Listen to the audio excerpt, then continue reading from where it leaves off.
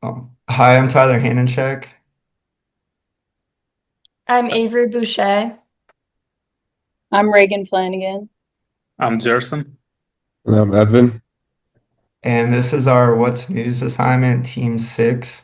Our topic is foreign market entry modes, and we are discussing a Financial Times article and a Reuters article related to Uber entering 7 new foreign markets in Europe. This is our introduction. Currently, Uber is expanding its food delivery business in the Czech Republic, Greece, Romania, Austria, Denmark, Finland, and Norway. They're looking to grow revenue, and the 7 new foreign markets are an opportunity to meet those new targets. They are following an investment entry mode, and they've recently acquired Getter. We chose these articles because they clearly define and represent entry into a foreign market.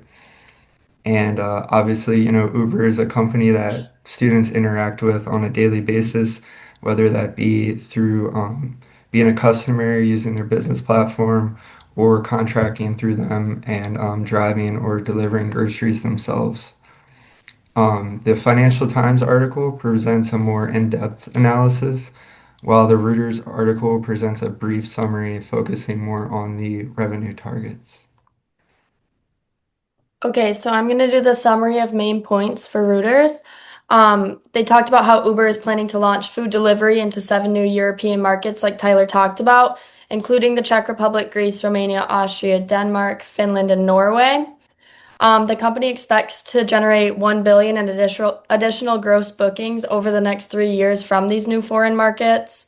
They're also acquiring the food delivery portion of Getar, which is a Turkey-based delivery service, for $335 million. And they're also investing 100 million into the grocery and retail side of that business as well. They're then going to combine Getar with another company they previously just acquired, Trendyol Go. It'll create a strong and unified delivery service across Turkey. Overall, these acquisitions and new markets just show that they're going to build scale in markets where the demand from the merchants and customers is always growing. And for the summary of main points from the other article, Financial Times, they talked about the same thing, how Uber is entering into Norway and Finland, but how this will cause competition to their competitor DoorDash, who we all know. DoorDash owns Wolt that delivers in these countries currently. Market share for Uber in the UK has risen 10% since January of 2022 and 16% in Germany over the same time period from sharing these news into these new markets. Their growth in Europe is fueled by cross-selling to ride-hailing customers and its membership program called Uber One that you can sign up for.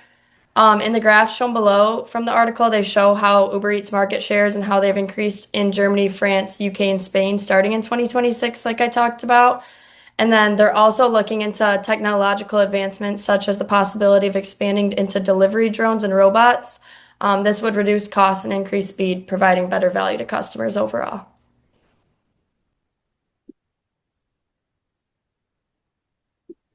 I'm going to do integrating the articles.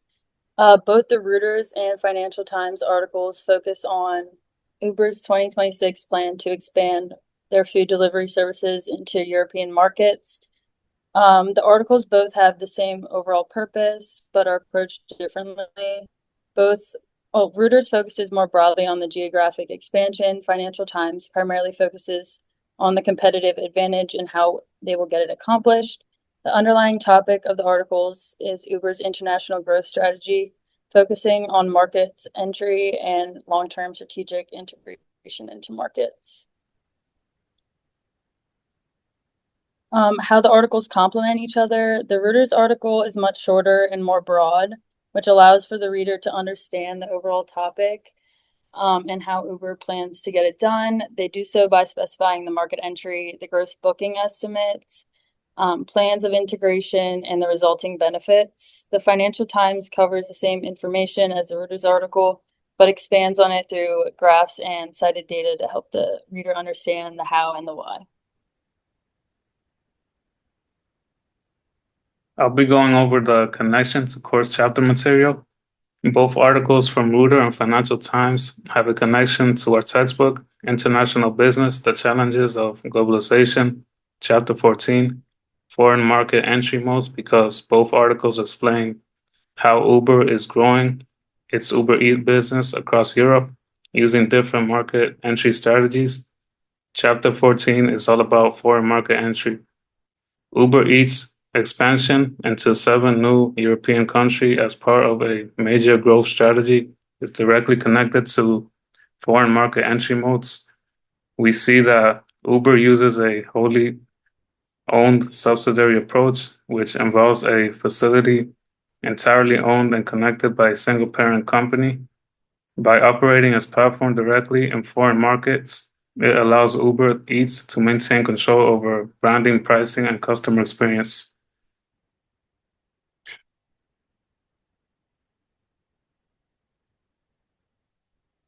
Uber Eats is relying on a strategic partnership with local delivery driver and restaurants in these foreign countries. The partnerships help Uber in new markets, benefiting the company with existing network and local knowledge. In this course, we learned about the percentile analysis. Uber likely conducted a percentile analysis before deciding to enter 7 new countries in Europe.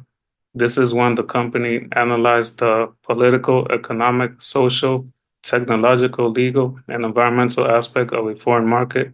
By conducting this analysis, it will help Uber comply with regulations, evaluate risk, and take on a new market in Europe.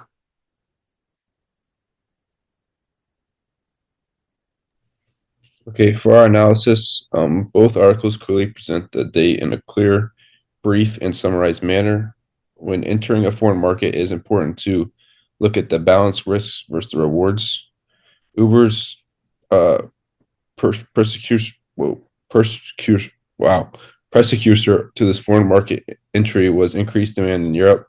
Foreign market entry includes setting goals, as presented in the Reuters article. Uber has recently set a $1 billion target in gross bookings.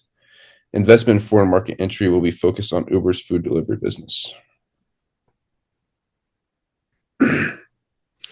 And then the conclusion and what we learned, Uber is aggressively expanding their food delivery business across many parts of Europe as they have entered 7 new markets to drive long-term growth. They expect to add $1 billion in gross bookings, which shows their confidence in these new markets.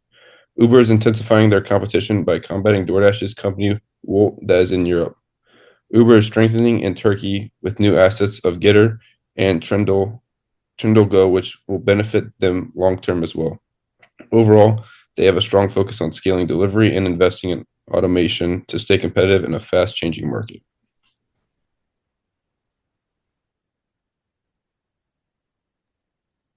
So I think our main takeaways from both of these articles were probably the factor of Uber acquiring companies that already have established delivery businesses and platforms in Europe.